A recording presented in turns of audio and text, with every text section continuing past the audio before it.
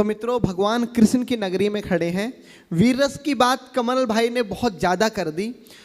आपको ये बात मालूम होगी कि परसों एक महत्वपूर्ण त्योहार है। 25 दिसंबर को गीता जयंती है और इस अखिल ब्रह्मांड का सबसे बड़ा ग्रंथ लिखने वाला, सबसे बड़ी कविता लिखने वाले व्यक्ति इस मथुरा की धरती पर अवतरित हुए हैं। तो आज मैं गीता की बात इस मंच के माध्यम से करना चाहता हूं। वीर रस की बातें कर दी। मैं चाहता हूं तो मेरे पास में तालियों का विस्फोट वाली इतनी कविता है कि आपकी तालियां बंद नहीं होंगी, लेकिन मथुरा की धरती पर खड़े होकर मैं अपने कर्तव्य से वंचित नहीं हो सकता। तो मैं आपको अपना सर्वश्रेष्ठ देकर जाऊंगा, जो मेरे जीवन की सर्वश्रेष्ठ कविता है। और वो YouTube पर अभी कहीं नहीं है, मैंने सारे YouTube चैनल से हटवा दी है। अगर पहली बार वो कविता डलेगी तो वो विश्वान न्यूज चैनल से डलेगी। भैया ठीक से रिकॉर्ड करवा लेना, मैं पूरे मन के साथ गीता वाली कविता को सुनूंगा।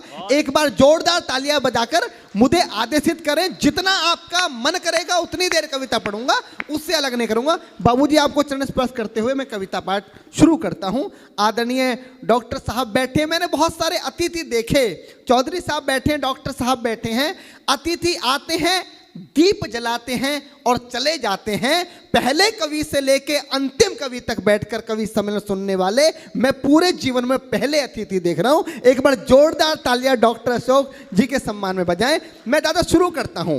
स्वागत भैया। जब भगवान श्री कृष्ण कौरवों के पास गए तो उन्होंने कहा, अगर आप आधा राज्य नहीं दे सकते तो केवल 5 ग्राम दे दीजिए। और इतना बड़ा हस्तिनापुर का साम्राज्य है, 5 गांव देना कोई बड़ी बात नहीं है। मैं 5 गांवों पर पांडवों को मना लूंगा और इस भीषण विध्वंस को दुर्योधन टाला जा सकता है। पर दुर्योधन ने भगवान श्री कृष्ण को अपमानित करके भगा दिया और बोल दिया कि ग्वाले यहां से भाग जा और उन 5 व्यक्तियों को बता देना कि बिना युद्ध के मैं सुई की नोक बराबर भी जमीन नहीं दूंगा। भगवान ने युधिष्ठिर से आके कहा कि अब तुम्हारे सामने युद्ध ही शेष है, वरना तुम्हारे पास कुछ नहीं बचता। और यहां से पंक्तियां जन्म लेती है। कुरुक्षेत्र का मैदान है, एक तरफ कौरवों की सेना है कमल, एक तरफ पांडवों की सेना है। यहां से कविता जन्म लेती है कि तलवार धनुष। मैं भी बहुत लंबे समय बाद डॉक्टर साहब ये कविता पढ़ रहा हूं। जहां आपका मन करे भैया वहां पर आपका स्नेह प्यार मुझे मिले। मैं भैया शुरू करता हूं। बहुत अच्छे भैया। कि तलवार धनुष और पैदल सैनिक कुरुक्षेत्र में खड़े हुए। एक बिंब बनाता हूं, चित्र बनाता हूं कि तलवार धनुष और पैदल सैनिक कुरुक्षेत्र में खड़े हुए। रक्त पिपासु महारथी एक दूजे सम्मुख अड़े हुए। कई लाख सेना के सम्मुख पांडव 5 बिचारे थे। एक तरफ थे योद्धा सब, एक तरफ समय के मारे थे। महासमर की प्रतीक्षा में, महासमर की प्रतीक्षा में सारे ताक रहे थे जी। और पार्थ के रथ को स्वयं केशव हाँक रहे थे जी। बहुत बस इतना आपका प्रेम मिलेगा तो मेरा काम चल जाएगा, क्योंकि जो बड़ी कविता होती है वो तालियों की मोहताज नहीं होती। कि और पार्थ के रथ को स्वयं केशव हाँक रहे थे जी। रणभूमि के सभी नजारे देखने में कुछ खास लगे। माधव ने अर्जुन को देखा, अर्जुन उन्हें उदास लगे। कुरुक्षेत्र का महासमर एक पल में तभी सजा डाला। 5 जन्य उठा कृष्ण ने मुख से लगा बजा डाला। हुआ शंखनाद जैसे ही सबका गर्जन शुरू हुआ। रक्त बिखरना हुआ शुरू और सबका मर्दन शुरू हुआ। कहा कृष्ण ने उठ पार्थ, कहा कृष्ण ने उठ पार्थ और एक आंख को मीच जरा। गांडियों पर रख बाणों को, प्रत्यंचा को खींच जरा। और आज दिखा दे रणभूमि में, आज दिखा दे रणभूमि में योद्धा की तासीर। यहाँ इस धरती पर कोई नहीं अर्जुन के जैसा वीर। यहाँ इस धरती पर कोई नहीं अर्जुन के जैसा वीर। यहाँ सुनी बात माधव की तो अर्जुन का चेहरा उतर गया। सुनी बात माधव की तो अर्जुन का चेहरा उतर गया। एक धनुर्धारी की विद्या मानो चूहा उतर गया। बोले पार्थ सुनो का ना, बोले पार्थ सुनो का ना। जितने ये सम्मुख खड़े हुए हैं, हम तो इनसे सीख सीख कर सारे भाई बड़े हुए हैं। इधर खड़े बाबा भीष्म ने मुझको गोद खिलाया है। गुरु द्रोण ने धनुष बाण का सारा ज्ञान सिखाया है। सभी भाई पर प्यार लुटाया कुंती मात हमारी ने, कमी कोई नहीं छोड़ी थी प्रभु माता गांधारी ने। ये जितने गुरुजन खड़े हुए हैं सभी पूजने लायक हैं। माना दुर्योधन दुशासन थोड़े से नालायक हैं। मैं अपराध क्षमा करता हूं, अरे मैं अपराध क्षमा करता हूं। बेशक हम ही छोटे हैं, ये जैसे भी हैं आखिर माधव सब ताऊ के बेटे हैं। बहुत बहुत आभार कि जैसे भी हैं, बहुत बहुत आभार साहब कि जैसे भी हैं आखिर माधव सब ताऊ के बेटे हैं। और छोटे से भूभाग की खातिर हिंसक नहीं बनूंगा मैं। इंद्रप्रस्थ के इतने बड़े राज्य को एक धर्म से भटका हुआ योद्धा अर्जुन एक जमीन का टुकड़ा बताता है और भगवान से कहता है कि छोटे से भूभाग की खातिर हिंसक नहीं बनूंगा मैं, छोटे से भूभाग की खातिर हिंसक नहीं बनूंगा मैं, स्वर्ण ताकर अपने कुल का विध्वंसक नहीं बनूंगा मैं। अरे खून सने हाथों को होता राजभोग अधिकार नहीं, परिवार मारकर गद्दी मिले तो सिंहासन स्वीकार नहीं, परिवार मारकर गद्दी मिले तो सिंहासन स्वीकार नहीं। और रथ पर बैठ गया अर्जुन, रथ पर बैठ गया अर्जुन, मुंह माधव से मोड़ दिया, रथ पर बैठ गया अर्जुन, मुंह माधव से मोड़ दिया, आंखों में आंसू भरकर गांडीव हाथ से छोड़ दिया। बहुत जिंदाबाद दिया। आंखों में आंसू भरकर गांडीव हाथ से छोड़ दिया। गांडीव हाथ से जब छूटा माधव भी कुछ अकुलाए थे। भगवान ने सोचा कि इसने तो बेइज्जती करा दी, इससे अच्छा तो मैं शंखनाद नहीं करता, पर भगवान अपनी बेइज्जती कभी स्वीकार नहीं करते कि गांडीव हाथ से जब छूटा माधव भी कुछ अकुलाए थे। शिष्ट पार्थ पर गर्व हुआ, मन ही मन हर्षाए थे। भगवान ने सोचा इसका सब कुछ जा रहा है, लेकिन ये अब भी परिवार की बात कर रहा है, संस्कार की बात कर रहा है, तो कहीं ना कहीं मेरे संस्कार हैं कि गांडीव हाथ से जब छूटा माधव भी कुछ अकुलाए थे। शिष्य पार्थ पर गर्व हुआ, मन ही मन मुस्काए थे। मन में सोच लिया अर्जुन की बुद्धि ना सड़ने दूंगा, समर भूमि में पार्थ को कमजोर नहीं पड़ने दूंगा। धर्म बचाने की खातिर एक नव अभियान शुरू हुआ। उसके बाद जगत गुरु का गीता ज्ञान शुरू हुआ, उसके बाद जगत गुरु का गीता ज्ञान शुरू हुआ। एक नजर में एक नजर में एक नजर में एक नजर में रणभूमि के कणकण डोल गए माधव।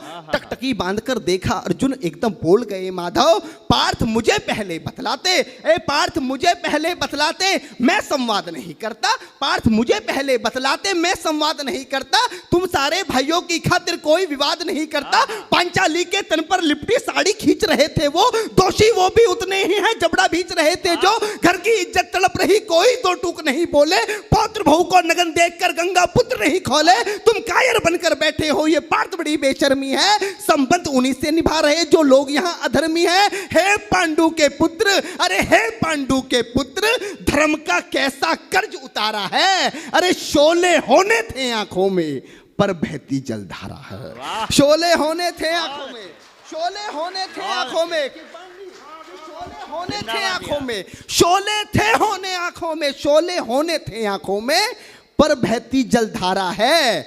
और गांडीव उठाने में पार्थ, गांडीव उठाने में पार्थ जितनी भी देर यहां होगी, गांडीव उठाने में पार्थ जितनी भी देर यहां होगी, इंद्रप्रस्थ के राजभवन में उतनी अंधेर वहां होगी। वाह, आभार।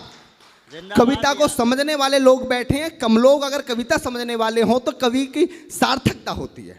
गांडीव उठाने में पार्थ जितनी देर यहां होगी, इंद्रप्रस्थ के राजभवन में उतनी अंधेर वहां होगी। इंद्रप्रस्थ के राजभवन में अधर्म धर्म की गहराई में खुद को नाप रहा अर्जुन, अधर्म धर्म की गहराई में खुद को नाप रहा अर्जुन। अश्रुधार फिर तेज हुई और थर थर कांप रहा अर्जुन।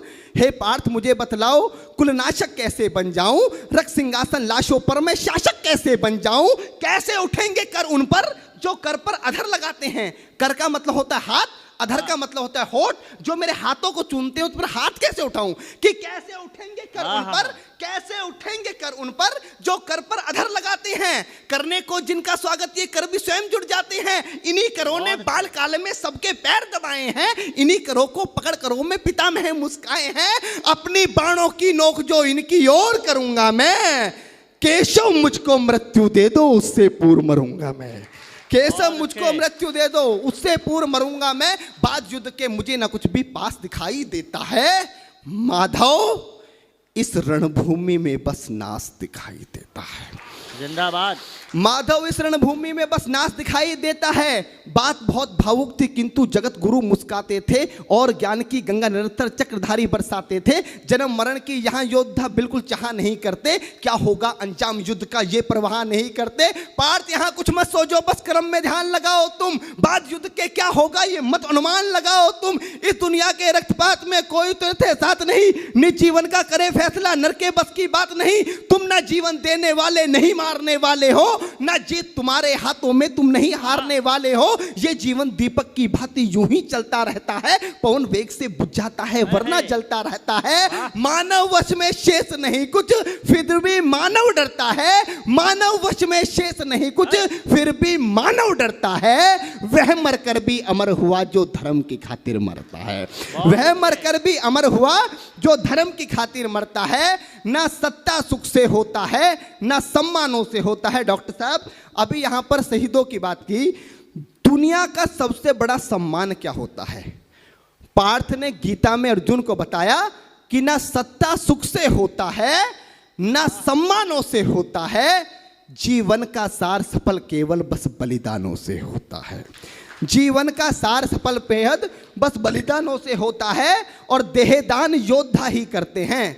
जब हमारे सेना के जवान पुलिस के जवान अपनी शहादत देते हैं तो उनको झंडे में लपेट कर लाया जाता है, ये सबसे बड़ा सम्मान है। वही पंक्तियां माधव ने कहा कि ना सत्ता सुख से होता है ना सम्मानों से होता है। मेरे जीवन की डॉक्टर साहब सर्वश्रेष्ठ पंक्तियां दे रहा हूं अपने जीवन की कि ना सत्ता सुख से होता है ना सम्मानों से होता है, जीवन का सार सफल केवल बस बलिदानों से होता है। और देहदान योद्धा ही करते हैं, देहदान योद्धा ही करते हैं, ना कोई दूजा जाता है। देहदान योद्धा ही करते हैं ना कोई दूजा जाता है। रणभूमि में वीर मरे तो शव भी पूजा जाता है।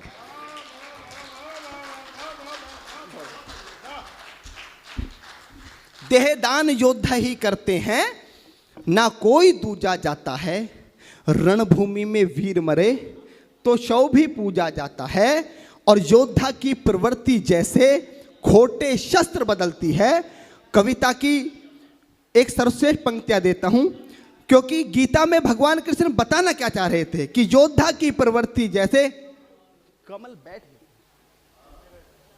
कि योद्धा की प्रवृत्ति जैसे खोटे शस्त्र बदलती है। पंक्ति पर आपका ध्यान चाहूंगा कि योद्धा की प्रवृत्ति जैसे खोटे शस्त्र बदलती है, वैसे मानव की दिव्य आत्मा दैहिक वस्त्र बदलती है। बहुत अच्छी बात, बहुत बढ़िया। वैसे मानव की दिव्य आत्मा दैहिक वस्त्र बदलती है। ये मान और सम्मान बताओ, जीवन के अपमान बताओ। उसके बाद अर्जुन कहता है कि ये मान और सम्मान बताओ, जीवन के अपमान बताओ। जीवन मृत्यु क्या है माधव, रण में जीवन दान बताओ। काम क्रोध की बात कही तो मुझको उत्तम काम बताओ। अरे खुद को ईश्वर कहते हो तो जल्दी अपना नाम बताओ। खुद को ईश्वर कहते हो तो जल्दी अपना नाम बताओ। इतना सुनते ही माधव का धीरज पूरा डोल गया। तीन लोक का स्वामी फिर बेहद गुस्से में बोल गया, अरे कान खोलकर सुनो पार्थ, मैं ही त्रेता का राम हूं। कान खोलकर सुनो पार्थ, मैं ही त्रेता का राम हूं। कृष्ण मुझे सब कहते हैं, मैं द्वापर का घनश्याम हूं। रूप कभी नारी का रखकर मैं ही केस बदलता हूं। धर्म बचाने की खातिर मैं अनगिन वेश बदलता हूं। विष्णु जी का दशम रूप में परशुराम मतवाला हूं। नाग कालिया के फन पे मैं मर्दन करने वाला हूं। बाकासुर और महिषासुर को मैंने जिंदा गाड़ दिया। बाकासुर और महिषासुर को मैंने जिंदा गाड़ दिया। नरसिंह बनकर धर्म की खातिर हिरण्याकश्यप फाड़ दिया। नरसिंह बनकर धर्म की खातिर हिरण्याकश्यप फाड़ दिया। और रथ नहीं कहीं भी चलता है, रथ नहीं कहीं भी चलता है, बस मैं ही आगे बढ़ता हूं। जब मैं गीता का 10वां अध्याय पढ़ रहा था तो 10वें अध्याय पर पूरी दुनिया का मैनेजमेंट कुर्बान किया जा सकता है, पर पूरी दुनिया का मैनेजमेंट मात्र 2 मिनट 2 पंक्तियों में समेटा कि ना कि कान खोलकर सुनो पार्थ, मैं ही त्रेता का राम हूं। कृष्ण मुझे सब कहते हैं, मैं द्वापर का घनश्याम हूं। रूप कभी नारी का रख कर मैं ही केस बदलता हूं। धर्म बचाने की खातिर मैं अनगिन वेश बदलता हूं। विष्णु जी का दसम रूप में परशुराम मतवाला हूं। नाग कालिया के फन पे मैं मर्दन करने वाला हूं। बाकासुर और महिषासुर को मैंने जिंदा गाड़ दिया। नरसिंह बनकर धर्म की खातिर हिरण्य कश्यप फाड़ दिया। और रथ नहीं तनिक भी चलता है, बस मैं ही आगे बढ़ता हूं।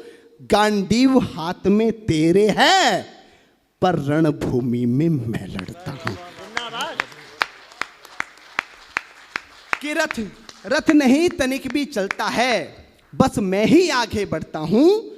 गांडीव हाथ में तेरे है, पर रणभूमि में मैं लड़ता हूं। जैसे ही मेरे माधव का कद थोड़ा सा बड़ा हुआ, सहमा सहमा सा था अर्जुन एकदम रस से खड़ा हुआ। माँ गीता के ज्ञान का सीधा हृदय पर प्रहार हुआ। मृत्यु के आलिंगन हेतु फिर अर्जुन तैयार हुआ। मृत्यु के आलिंगन हेतु फिर अर्जुन तैयार हुआ कि जितने यहाँ अधर्मी हैं चुन चुन कर उन्हें सजा दूंगा। इतना रक्त बहाऊंगा धरती की प्यास बुझा दूंगा। जिधर बाण चले पार्थ के सब पीछे हट जाते थे। रणभूमि के कोने कोने लाशों से पट जाते थे। धर्मराज के शीश के ऊपर राज मुकुट की छाया थी। भगवान ने युद्ध जितवा दिया। युधिष्ठिर का राज अभिषेक हुआ। कविता की अंतिम दो पंक्तियां कि धर्मराज के शीश के ऊपर राज मुकुट की छाया थी, पर सारी दुनिया जानती थी ये बस केशव की माया थी। कि धर्मराज के शीश के ऊपर राज मुकुट की छाया थी, पर सारी दुनिया जानती थी ये बस केशव की माया थी। और धर्म किया स्थापित जिसने, धर्म किया स्थापित जिसने, दाता दया निधान की जय। हाथ उठाकर सारे बोलो चक्रधारी भगवान की जय। जिंदाबाद। वाह वाह वाह।